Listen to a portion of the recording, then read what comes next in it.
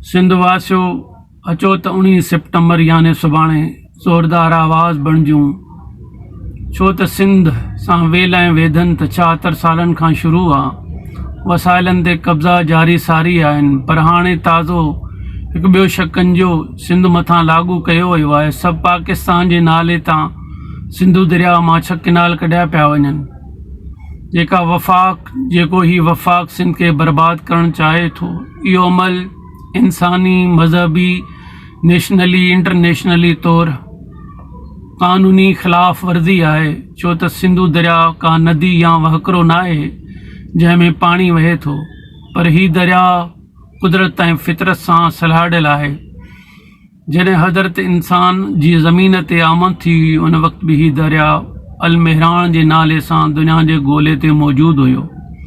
हिन सिंधु दरिया जो शान बयानु कंदे दरियाहनि ते रिसर्च कंदड़ यूरोपियन लेखिका मैडम एलाइंस अल्बीना कराची खां दरिया जी मुंड तिब्बत चीन ताईं सिंधु दरिया जो सफ़र कयो हो। उन मैडम दरिया ते डेम ठहंदे ॾिसी रोई ॾिनो हो ऐं मैडम एलाइंस अल्बीना उन सफ़र ते किताबु लिखियो आहे, एम्पायर ऑफ द इंडस। उन किताब में मैडम दरिया ते कब्ज़ो कंदड़ क़ुवतुनि ऐं दुनिया खे चयो आहे त ए वक़्त जा यज़ीदो, हिन दरिया खे पाणी जो वहकिरो न सम्झो, पर ही दरिया माहौलियात, निबातात, हैवानात ऐं किरोड़े इंसाननि जी फितरी तहज़ीब जो ओञाण हुजण सां गॾोगॾु जियापो पिणु आहे।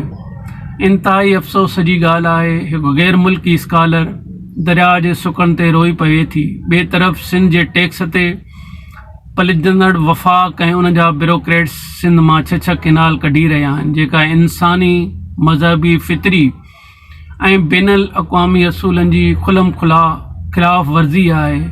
वक़्त जे यज़ीदनि यज़ीदत अपनाई आहे। अचो त अहिड़नि यज़ीदनि खे 19 सितंबर ते मुतहदी ज़ोरदार एहतजाज जे ज़रिए हिकु आवाज़ बणिजूं। छो त सिंध धर्मनि खां मथे आहे ऐं दरिया उन जो जियापो आहे। सिंध सलामत।